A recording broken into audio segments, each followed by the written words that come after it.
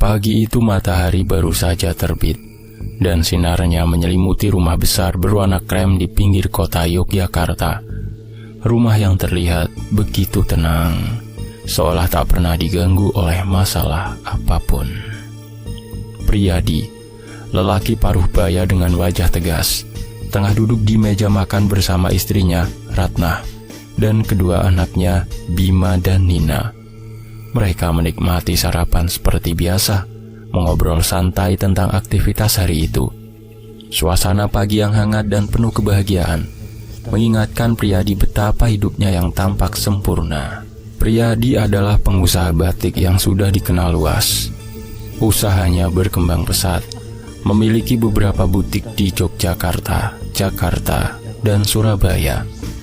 Batik produksinya sangat diminati oleh kalangan menengah atas. Ia memiliki segalanya yang diinginkan banyak orang: kekayaan, keluarga yang harmonis, dan kehidupan yang mapan.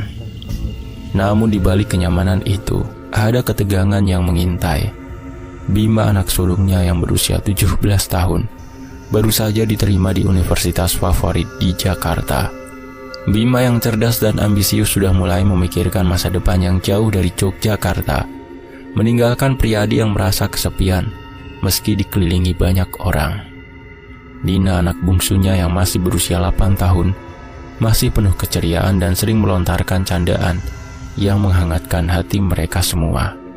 "Pak, Ibu sudah pesan makanan untuk pertemuan nanti siang," kata Ratna sambil menatapi Priyadi dengan penuh perhatian. Priyadi mengangguk sambil menyeruput kopi hitam kesukaannya. "Terima kasih sayang, semoga pertemuan dengan klien besar nanti lancar ya." Namun meskipun mereka tampak bahagia, ada hal yang tidak bisa Priyadi lupakan. Beberapa bulan lalu ia terlibat dalam sebuah proyek besar dengan seorang mitra bisnis, Pak Rasto. Mereka sepakat untuk membuka pabrik batik bersama.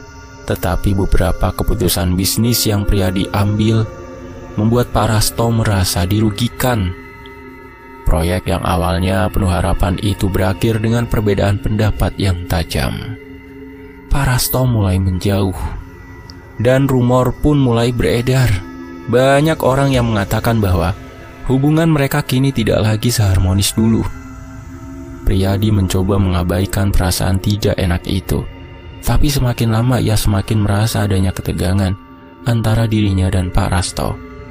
Meski sudah berusaha untuk menyelesaikan masalah itu dengan cara damai, Pak Rasto terkesan enggan berbicara langsung. "Pak Rasto tidak pernah lagi menghubungi saya sejak terakhir kali kita bertemu," Priyadi berkata pada Ratna dengan nada cemas. "Apakah kita salah mengambil keputusan dalam proyek itu?" Ratna meletakkan cangkir teh di meja, menatap suaminya. "Sampean sudah berusaha, Pak. Mungkin ini hanya masalah waktu. Kita masih punya usaha dan keluarga." Priyadi menghela nafas, menyadari bahwa hidupnya yang tampak sempurna mungkin sedang mengalami keretakan kecil yang bisa membesar jika tidak segera ditangani. Hanya beberapa jam setelah pertemuan itu, sebuah kejadian aneh terjadi. Ketika mereka kembali ke rumah setelah mengantar Bima ke sekolah, Ratna melihat sebuah bingkisan misterius di depan pintu rumah mereka. Bingkisan tersebut dibalut kain putih dengan pita merah yang mencolok.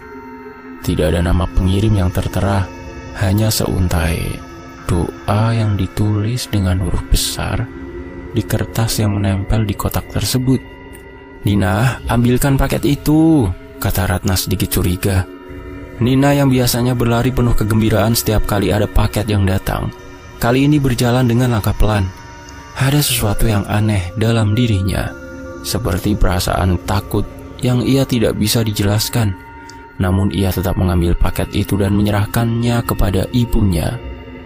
"Sepertinya ini dari teman Bima," ujar Priyadi mencoba meyakinkan diri meskipun matanya masih curiga. Namun tidak lama setelah paket itu dibuka, suasana berubah menjadi mencekam. Di dalamnya terdapat sebuah boneka kayu kecil atau patung yang sangat indah, dihiasi dengan kain batik halus. Namun ada satu hal yang sangat mengganggu. Tatapan matanya kosong, seperti menatap langsung ke dalam jiwa siapapun yang memandangnya. Sepertinya patung itu bukan sekedar hadiah biasa. Nina yang memegang patung itu tiba-tiba merasakan pusing dan mual. Ia menjatuhkan patung itu dan berguling di lantai, meringis kesakitan. "Ada apa, Nina?" Ratna panik, segera meraih anaknya. Nina tidak bisa menjawab. Tubuhnya terkulai lemas dan wajahnya pucat pasi. Priyadi segera menghubungi dokter, tetapi kondisinya semakin memburuk. Nina terbaring tak sadarkan diri.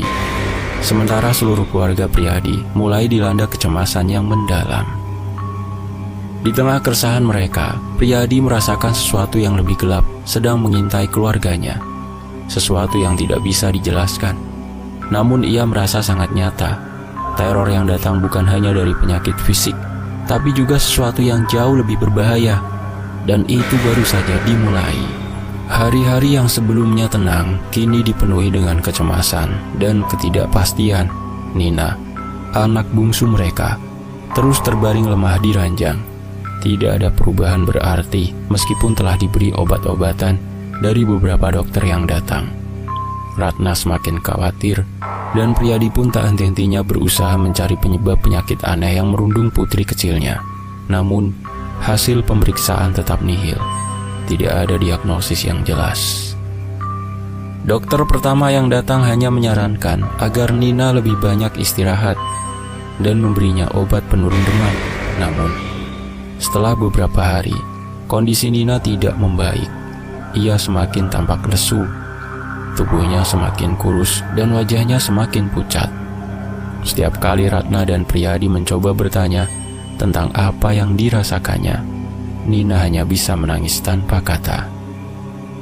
Dokter itu bilang tidak ada yang salah, tapi kenapa dia tidak juga sembuh? Ratna mengeluh. Suaranya penuh ketegangan saat menatap Priyadi. Apakah kita harus membawa Nina ke rumah sakit lain? Priyadi menghela nafas panjang. Aku sudah coba segalanya, Rat. Mungkin ini ada hubungannya dengan sesuatu yang lebih besar. Sesuatu yang tak bisa dijelaskan dengan logika. Ratna menatap suaminya dengan pandangan tajam. Apa maksud sampean, Pak? Jangan bilang ini ada hubungannya dengan... Priyadi hanya menggelengkan kepala. Meskipun rasa takut itu juga menghantui dirinya, ada sesuatu yang terasa sangat salah. Lebih dari sekedar penyakit. Sesuatu yang datang dengan cara yang tidak bisa mereka pahami. Dan semakin lama semakin menghantui mereka. Pada malam hari, setelah menidurkan Nina yang masih terbaring lemah, Ratna duduk di ruang tamu sambil membaca buku. Suara angin malam terdengar menggerus atap rumah. Tiba-tiba, ia mendengar langkah kaki ringan di sepanjang lorong rumah. Suara itu datang begitu pelan, namun terdengar sangat jelas. Ratna mengangkat kepala, berharap itu hanya suara langkah dari Priyadi yang mungkin sedang berjalan menuju dapur. Namun, ketika ia mendekati lorong, tak ada siapa-siapa. "Pak," Ratna memanggil dengan suara pelan. Tidak ada jawaban. Suasana menjadi semakin sunyi, namun Ratna merasakan hawa yang aneh, dingin yang tiba-tiba merasuk ke dalam rumah. Kemudian saat Ratna berbalik, ia melihat sesuatu di sudut ruangan. Sebuah segelebat bayangan putih yang bergerak cepat, seolah menghilang begitu ia melihatnya. Hatinya berdegup kencang, dan tubuhnya terasa kaku. Bayangan itu tidak seperti manusia biasa, lebih seperti sosok yang terbuat dari gelap, membaur dengan kegelapan malam. Tanpa berpikir panjang, Ratna berlari ke kamar tidur. "Pak, Pak!" Ratna berteriak, hampir tidak bisa menahan ketakutannya. Priyadi yang sedang duduk di samping Nina yang terbaring memandang istrinya dengan ekspresi bingung. "Ada apa, Bu? Kenapa teriak-teriak?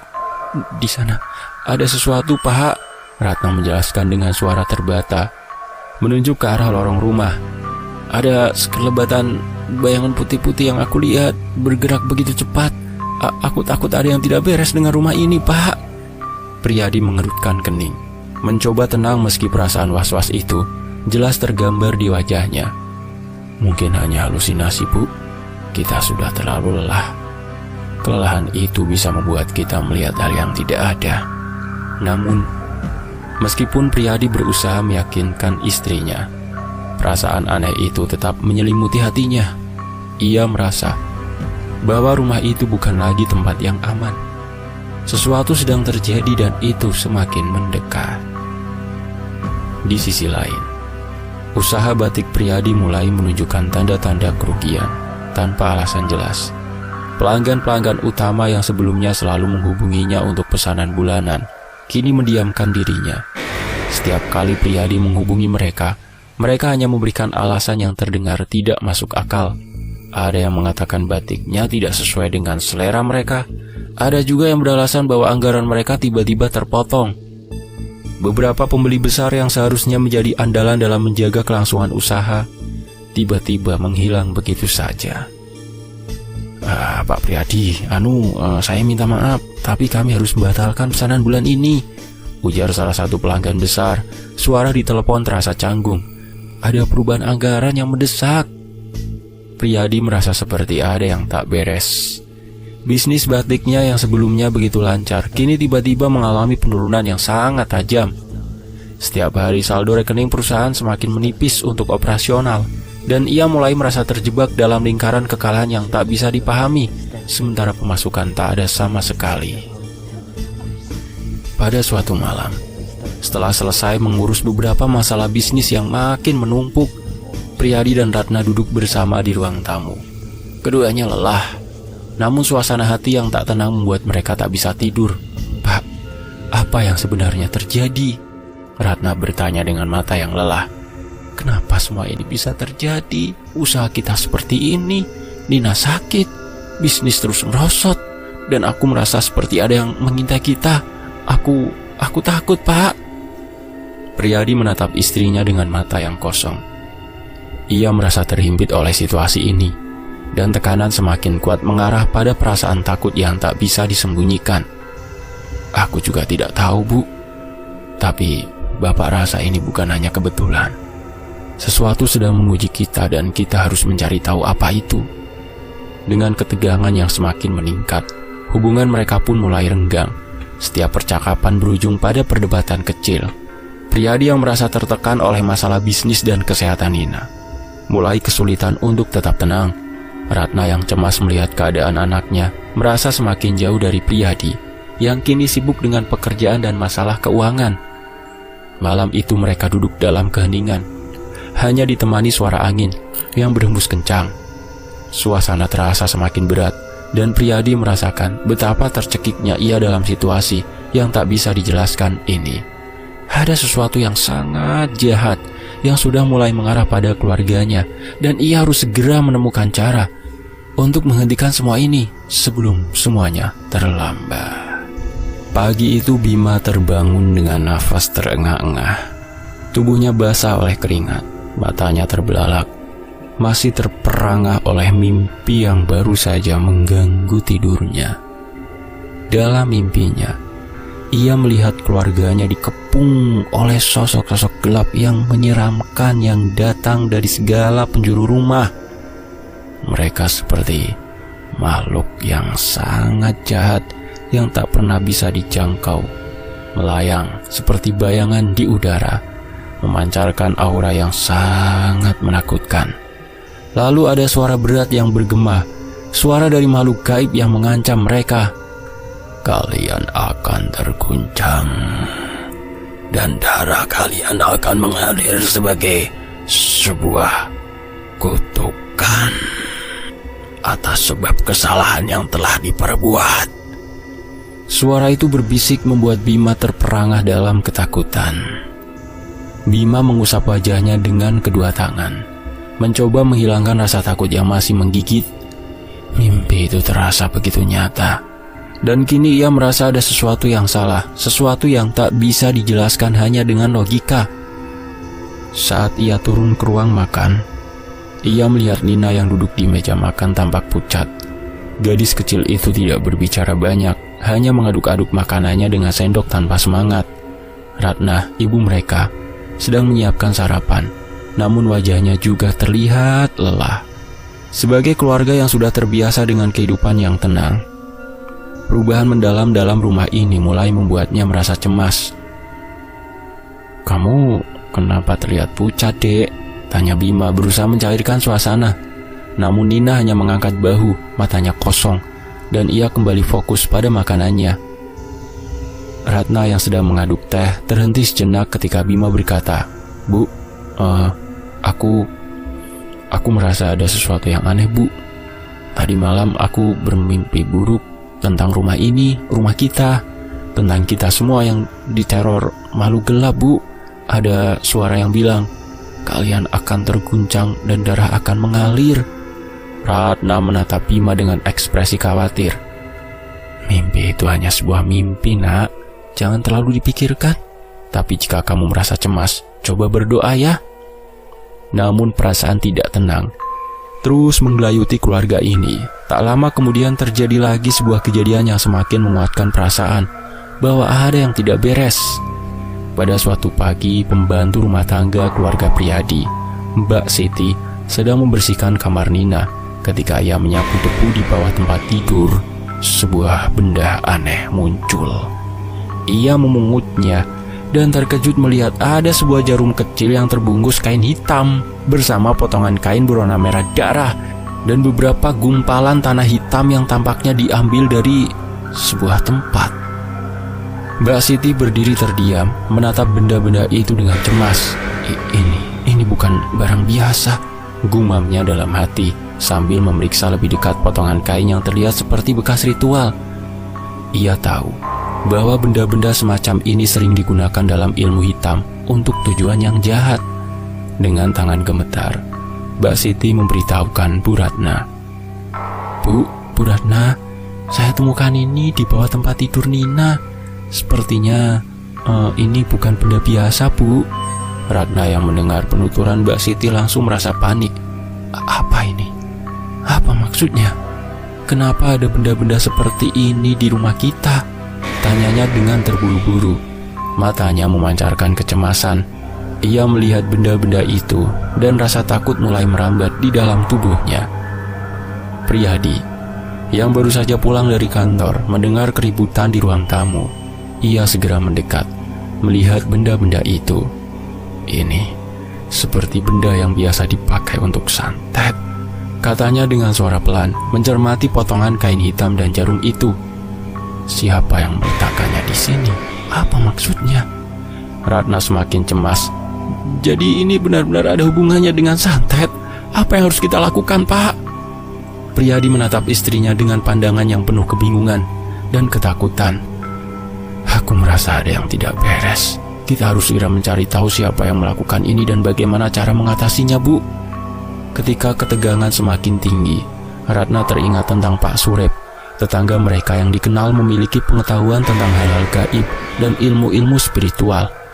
Pak Surip adalah seorang pria tua yang sering memberi nasihat kepada warga sekitar terkait dengan masalah-masalah mistis.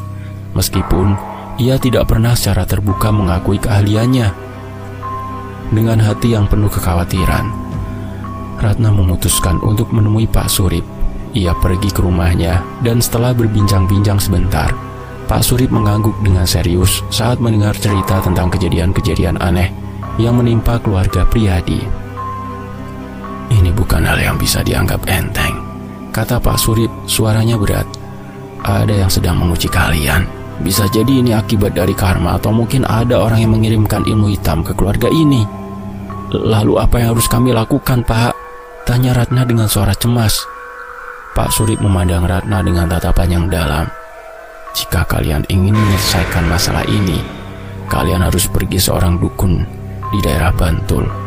Nama daerah ya hanya samaran saja lah ya. Jangan dianggap beneran, teman-teman. Ya, ia seorang yang mengerti tentang ilmu gaib yang lebih dalam.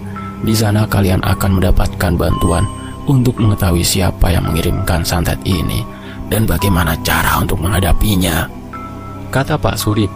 Ratna yang merasa putus asa dan terdesak akhirnya setuju.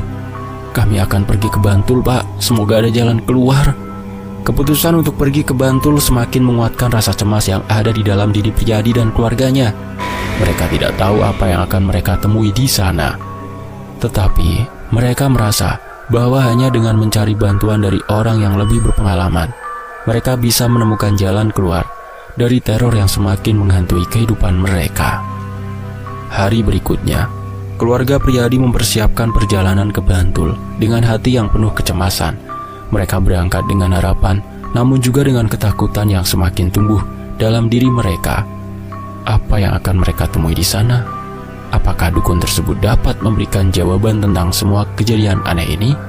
Semuanya masih menjadi misteri yang menunggu untuk dipecahkan. Setibanya di Bantul, keluarga Priyadi disambut oleh suasana yang jauh berbeda dari Yogyakarta. Desa ini terletak di ujung selatan, jauh dari keramaian kota, dan dipenuhi dengan suasana yang mencekam. Mereka berkendara melewati jalan sempit yang dikelilingi oleh pepohonan besar. Suasana yang tampak damai, namun menyimpan misteri di setiap lekukannya. Sesampainya di rumah sebut saja Mbah Rekso, mereka disambut oleh pria tua yang mengenakan kain batik dan sarung dengan wajah yang terlihat penuh keriput. Mbah Rekso, seorang dukun terkenal di kawasan itu, sudah menunggu mereka di teras rumah yang sederhana. Rumahnya terletak di sebuah sudut desa yang terpencil, dikelilingi tanaman rambat dan pagar bambu yang tampak lelah lama berdiri. Mbah Rekso mengajak mereka masuk ke dalam rumah yang diselimuti oleh aroma dupa dan rempah-rempah. Di dalam, suasana terasa kental dengan nuansa magis. Di sudut ruangan, ada patung-patung kecil yang tampak misterius dan berbagai peralatan ritual yang digunakan untuk menyambut kedatangan para pencari bantuan seperti keluarga Priyadi. Setelah mereka duduk di sebuah kursi kayu yang usang, Mbah Rekso memandang wajah mereka satu persatu, seolah sedang membaca isi hati mereka. "Jadi, kalian datang karena teror yang terjadi di rumah kalian ya?" tanya Mbah Rekso. Suara seraknya menggema di dalam ruangan. Ratna mengangguk lalu bercerita tentang kejadian-kejadian aneh yang dialami keluarga mereka, mulai dari sakitnya Nina, bayangan sekelebat putih itu yang ada di dapur, langkah kaki di malam hari, suara siraman pasir yang seperti itu datang dari atap rumahnya, penemuan benda aneh yang ditemukan oleh ART-nya, dan kiriman sebuah patung kayu yang sangat seram. Mbah Rekso mendengarkan dengan seksama, dan setelah beberapa saat, ia memandang mereka dengan tatapan serius. "Ini bukan sekedar teror biasa. Keluarga Priyadi, kalian sedang menjadi korban dari ilmu hitam tingkat tinggi yang dikenal dengan nama Santet Sapu Jagat." Santet Sapu Jagat? Priyadi menanyakan dengan heran, merasa tak familiar dengan istilah itu. Mbah Rekso mengangguk pelan. "Ya, itu adalah jenis santet yang sangat kuat, dirancang untuk menghancurkan segala aspek kehidupan si korban. Santet ini tidak hanya menyerang fisik, tetapi juga merusak mental, ekonomi, dan hubungan dalam keluarga. Penghalang rezeki yang sangat berat ini. Semuanya dirusak hingga tak tersisa. Ini bukan permainan biasa. Ini adalah ilmu hitam yang tingkat tinggi, yang sangat berbahaya." Ratna menahan nafas, cemas mendengar penjelasan itu. Lalu siapa yang tega melakukan ini pada kami? Dosa apa yang telah kami lakukan hingga menjadi sasaran? Mbah Rekso menatap mereka dalam-dalam, lalu menjawab, "Tidak ada yang bisa mengatakan dengan pasti siapa pelakunya tanpa melalui penglihatan lebih lanjut. Namun saya merasakan ada kekuatan yang sangat gelap yang tertuju pada kalian. Biasanya orang yang melakukan santet jenis ini memiliki tujuan yang besar. Bisa jadi terkait dengan bisnis atau persaingan pribadi. Dan seringkali pelaku tidak segan-segan menggunakan cara licik untuk menghancurkan lawannya." Priyadi meremas tangan mencoba menahan emosi yang mulai meluap. "Apakah ada cara untuk mengatasi ini, Mbah? Apakah kami bisa diselamatkan?" Mbah Rekso menghela nafas panjang. "Untuk saat ini kalian hanya bisa mengandalkan penangkal sementara. Saya akan memberikan doa dan jimat pelindung yang dapat membantu mengurangi dampak dari santet ini. Namun itu hanya solusi sementara. Untuk mengatasi santet jenis ini secara permanen, kalian perlu mencari bantuan dari seorang kiai yang lebih berkompeten dalam menangani masalah semacam ini." Ratna dan Priyadi saling memandang. "Kiai?" Ratna bertanya. "Masih bingung. Kiai siapa, Mbah?" Barekso menatap mereka dengan tatapan yang penuh makna. "Seorang kiai yang sudah berpengalaman dan memiliki kemampuan tingkat tinggi untuk memutuskan segala bentuk ilmu hitam. Kiai itu bisa membimbing kalian untuk menghadapi kekuatan yang lebih besar dari sekedar ritual. Namun, jika kalian ingin bertemu dengannya, persiapkan diri kalian dengan baik, karena prosesnya tidak akan mudah dan resiko besar akan mengancam kalian." Priyadi merasa seperti diserang bertubi-tubi.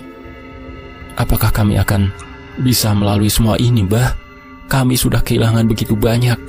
Nina masih sakit, usaha kami hancur, dan kami hampir tidak bisa bertahan lagi." Barekso meletakkan tangan di dada Priyadi, seolah memberikan kedamaian melalui sentuhannya. "Jangan putus asa. Saya akan memberi kalian penangkal sementara. Ingat, doa dan keikhlasan adalah kunci utama dalam menghadapi cobaan ini. Tetapi kalian harus segera pergi menemui kiai tersebut jika kalian benar-benar ingin mengakhiri penderitaan ini." Barekso memulai ritualnya, menyalakan dupa dan membacakan mantra yang mengandung kekuatan untuk melindungi keluarga Priyadi dari dampak santet tersebut. Dia memberi mereka jimat yang diikat dengan benang merah, serta selembar doa yang harus dibaca setiap malam. Barekso memperingatkan mereka bahwa jimat ini hanya akan melindungi mereka dari serangan langsung, tetapi tidak akan mengakhiri santet tersebut. Sebelum mereka meninggalkan rumah Barekso, Ratna mendekati dukun tua itu dengan wajah penuh harap. "Terima kasih, Mbah. Kami akan segera mencari kiai yang dimaksud.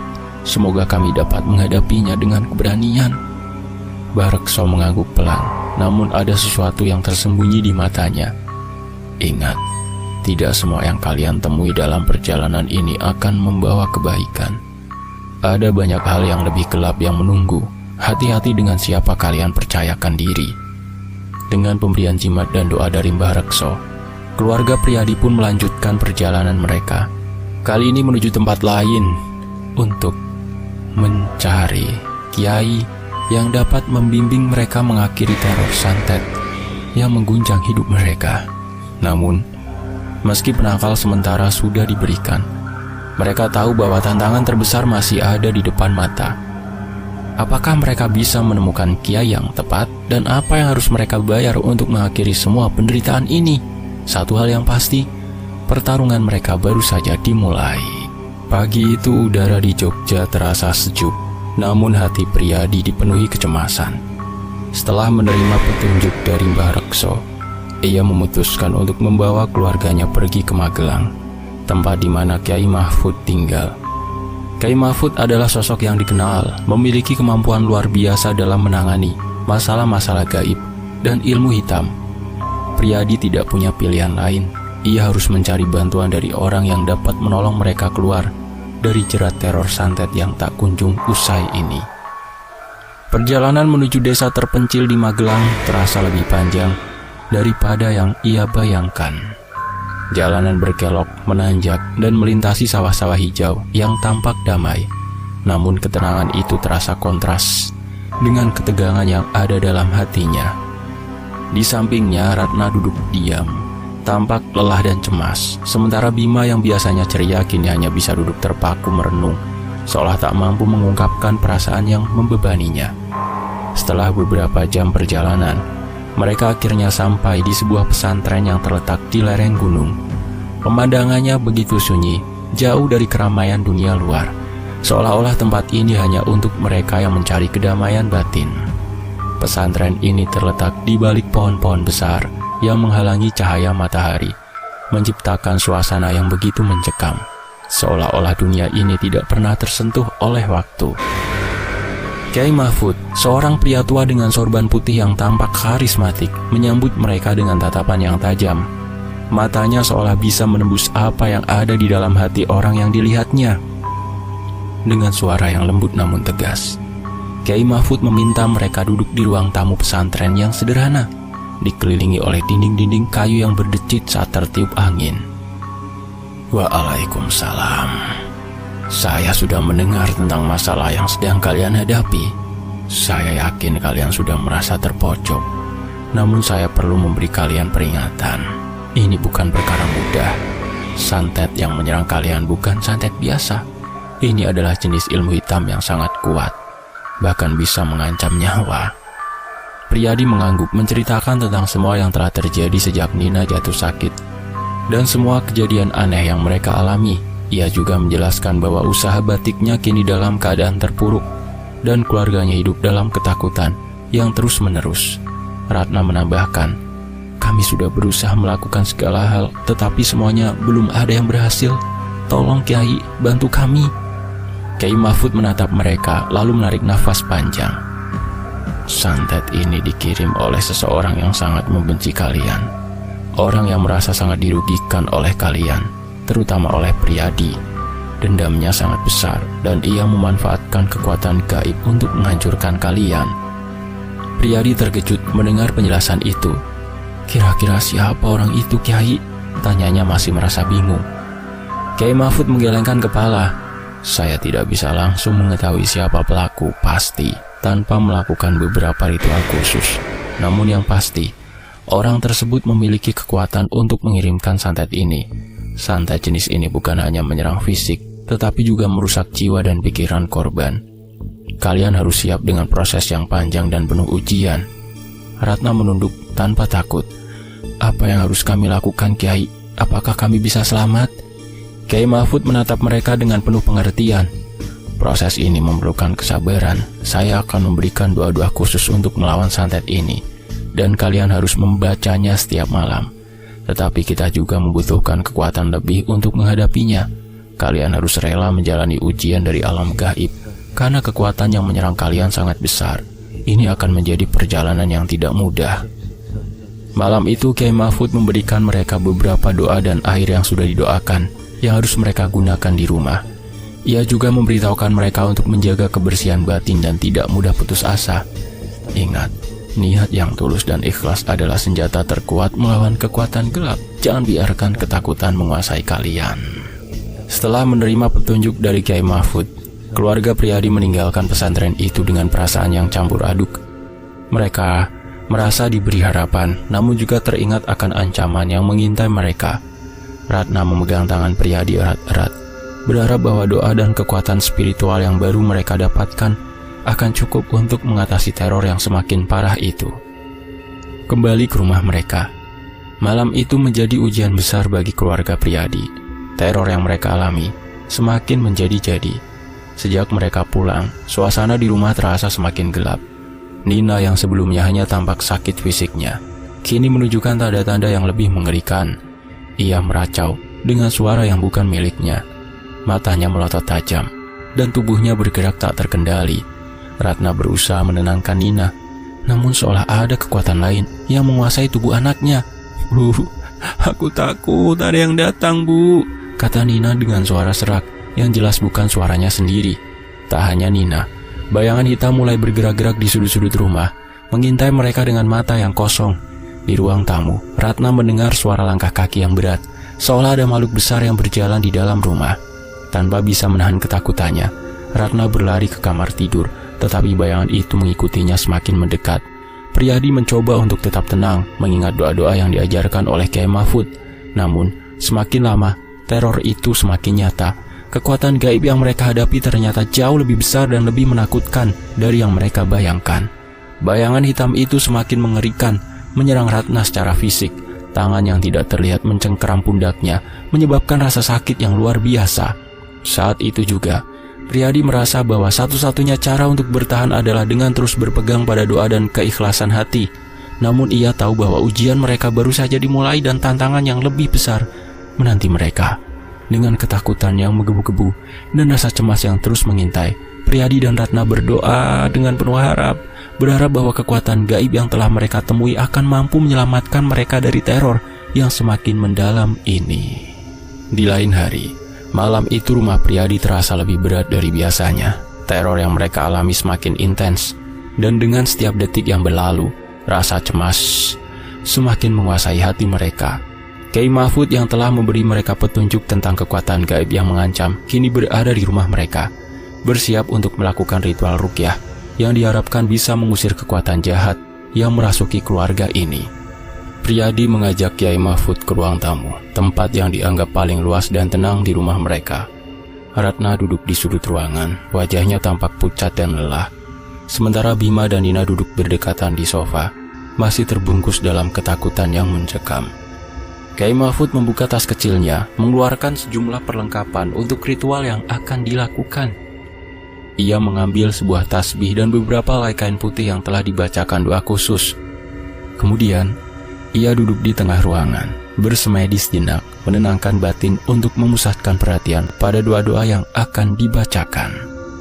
"Ayo semua, siapkan hati untuk memulai," kata Kiai Mahfud dengan suara tenang namun penuh wibawa. "Jangan takut, karena kita akan melawan kekuatan yang sangat besar dengan kekuatan yang lebih besar, yaitu Tuhan semesta alam, Allah Subhanahu wa Ta'ala." Ratna menatap Kiai Mahfud dengan harapan, meskipun ketakutan masih melingkupi dirinya. Bima yang duduk di samping Nina menggenggam tangan adiknya erat-erat. Ia tahu, jika ini tidak berhasil, mereka mungkin tidak akan punya tempat untuk berlari lagi. Kiai Mahfud mulai membaca beberapa ayat suci Al-Quran untuk ruqyah. Suara merdunya mengalun lembut namun penuh kekuatan. Setiap bacaan doa menggema di seluruh rumah, dan seolah-olah setiap sudut dinding mulai merespon, bergetar halus, seperti ikut merasakan ketegangan yang melanda. Tiba-tiba suara langkah kaki yang berat terdengar dari dalam rumah. Bima yang duduk di dekat jendela menoleh dengan cepat. Bayangan hitam yang telah menjadi penghuni rumah mereka selama beberapa minggu terakhir muncul dari sudut gelap ruangan. Dengan kecepatan yang mengejutkan, bayangan itu bergerak mendekat, melayang di udara, seolah mencoba menyerang mereka. "Astaghfirullah," ujar Kiai Mahfud dengan tegas, lalu melanjutkan bacaannya dengan suara yang lebih keras. Namun bayangan hitam itu semakin mendekat, dan saat itu juga Nina yang duduk di samping Ratna tiba-tiba mulai terbatuk hebat.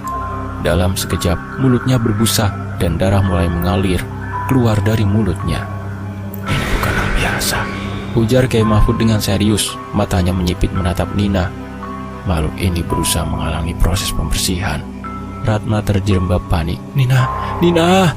Teriaknya berlari menghampiri anaknya. Nina semakin lemas. Tubuhnya terguncang hebat, dan darah terus mengalir tanpa henti. Bima berteriak ketakutan, berusaha memegang adiknya yang terjatuh ke lantai. Namun tubuhnya terasa kaku, seakan ada kekuatan tak terlihat yang menghalangi mereka untuk bergerak. Pada saat itu bayangan hitam itu semakin mendekat dan ruang tamu rumah Priyadi menjadi semakin gelap. Tiba-tiba suara tawa rendah terdengar dari arah bayangan tersebut. "Kalian kira bisa lari dari serangan kami? Kalian semua akan hancur." Suara itu terdengar seperti desisan menyelimuti seluruh ruangan. Namun Kiai Mahfud tidak gentar. Ia memfokuskan dirinya semakin menguatkan bacaan doa, membacakan beberapa ayat untuk melawan makhluk yang mencoba mengganggu mereka. Bacaan itu diulang-ulang. Lalu cahaya dari sebuah tasbih yang dibawa oleh Kiai Mahfud mulai bersinar terang, dan dengan perlahan bayangan hitam itu mulai mundur. Nina yang tadinya terbaring lemah kini mulai terlihat pulih, meskipun masih terengah-engah. Priyadi yang sejak tadi diam menahan ketakutan kini dapat bernafas lega. Ia melihat makhluk itu mundur, seperti dikeluarkan dari rumah mereka oleh kekuatan yang lebih besar. Namun, sebelum bayangan hitam itu menghilang sepenuhnya, suara desisan itu terdengar kembali, lebih keras dan mengerikan, sebelum akhirnya lenyap begitu saja. Kiai Mahfud menghela nafas panjang. Sementara itu berhasil, namun bukan teror ini berakhir. Santet yang menyerang keluarga kalian masih aktif. Itu baru pembersihan pertama. Kita harus menemukan sumbernya, dan itu bukan perkara mudah. Priyadi menggenggam tangan Ratna dengan erat. "Apa maksud Kiai? Apa yang harus kami lakukan?" Kiai Mahfud menatap mereka, matanya tajam menunjukkan keteguhan. "Di mana paket yang Bu Ratna terima itu, patung kecil itu, dan gumpalan bungkusan yang ditemukan ART Bu Ratna di mana? Yang di bawah ranjang Nina?" Bu Ratna menyerahkannya. Dan Kyai Mahfud pun mulai membakar benda-benda tersebut dengan doa-doa tertentu. Tiba-tiba, udara di sekitar mereka menjadi lebih dingin. Bayangan hitam yang tidak berbentuk mulai muncul di sudut-sudut ruangan. Semakin lama semakin nyata. Setelah tadi memasuki tubuh Nina, kini dari kegelapan itu muncul sosok bayangan hitam berbentuk manusia. Tingginya menjulang, wajahnya tidak terlihat, namun terasa begitu menakutkan. Makhluk itu mengeluarkan suara berdesis dan udara di sekitar mereka semakin terasa berat. Aku adalah penjaga dari santet sapu jagat yang mengikat kalian. Suara itu bergema dalam ruangan. Kalian tidak bisa melepaskan diri dari kutukan ini. Kalian akan hancur. Bayangan hitam itu bergerak dengan kecepatan luar biasa mengelilingi ruang ritual dengan kekuatan yang menggetarkan. Kyai Mahfud tetap tenang, meskipun aura gelap yang mengelilingi makhluk itu terasa begitu menekan. Ia mulai mengucapkan doa yang lebih keras, semakin intens, seolah ia berusaha menahan arus gelap yang datang. Priyadi merasakan sesuatu yang aneh. Badannya lemas dan jantungnya berdegup kencang. Ia merasakan betapa besar kekuatan yang dimiliki makhluk itu. Ini bukan hanya tentang ilmu hitam biasa, ini adalah kekuatan dari dunia lain yang jauh lebih kuat dari yang bisa mereka bayangkan. Kami tidak akan menyerah begitu saja. Kyai Mahfud menggumamkan kalimat itu dalam hati lalu memandang Priyadi dan keluarga. Berdoalah dengan tulus. Hanya dengan doa kalian, kita bisa mengalahkan makhluk ini. Mereka mulai melantunkan doa bersama-sama, Priyadi, Ratna, dan Bima. Meskipun awalnya merasa cemas dan takut, akhirnya menemukan kekuatan dalam diri mereka untuk berdoa dengan sepenuh hati. Doa mereka yang penuh dengan harapan, cinta untuk keluarga, dan tekad untuk mengakhiri penderitaan ini mulai menguatkan aura yang mengelilingi mereka. Makhluk hitam itu mengamuk, semakin mendekat, namun semakin jauh dari lingkaran cahaya yang dipancarkan oleh doa mereka. Kyai Mahfud memfokuskan seluruh energi dalam tubuhnya, semakin mendalam dalam doa. Tubuhnya mulai gemetar dan keringat mengucur deras. Setiap kata doa yang diucapkannya adalah perjuangan. Setiap detik terasa sangat berat. Dan dengan satu teriakan keras, Kyai Mahfud melepaskan kekuatan terakhirnya. Sebuah doa yang memanggil pelindungan Tuhan yang Maha Kuasa. Dan dalam sekejap, bayangan hitam itu musnah. Suasana menjadi hening, hanya terdengar suara nafas mereka yang berat. Alhamdulillah, ujar Kyai Mahfud dengan suara penuh kelegaan, namun lemah. Kita telah berhasil memutuskan ikatan santet ini. Keesokan harinya, suasana di rumah Priyadi terasa berbeda. Keluarga mereka perlahan-lahan mulai merasakan ketenangan yang sebelumnya tidak pernah mereka alami. Teror yang telah menghantui mereka selama ini akhirnya berakhir. Nina yang selama berhari-hari terbaring lemah mulai menunjukkan tanda-tanda pemulihan. Meskipun kondisinya masih memerlukan perawatan, ia kini bisa duduk di samping keluarganya tanpa merasakan ketakutan yang menghantuinya. Namun, bagi Priyadi, perasaan lega itu tidak sepenuhnya menghilangkan rasa bersalah yang mendalam. Ia memandangi keluarga kecilnya dan menyadari bahwa mereka telah melewati ujian besar dalam hidup mereka. Semua itu adalah akibat dari kesalahan yang ia buat di masa lalu, keputusan-keputusan bisnis yang merugikan orang lain, dan ketidaktahuannya tentang dunia gelap yang kini harus mereka hadapi. Priyadi akhirnya memahami bahwa hidup ini penuh dengan pilihan yang mempengaruhi banyak orang. Keputusannya di masa lalu telah membawa mereka ke jalan yang gelap, tetapi kini ia bertekad untuk memperbaiki kesalahannya dan menjalani hidup yang lebih baik. Berhati-hatilah dengan berhubungan dengan sesama manusia.